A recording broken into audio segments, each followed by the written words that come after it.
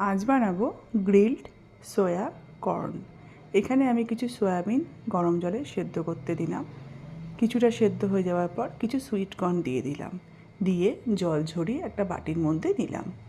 এরপর এখানে আমি চালের গুঁড়ো, কর্নফ্লাওয়ার, হলুদ আর একটু কাঁচা লঙ্কা গুঁড়ো করে দিলাম।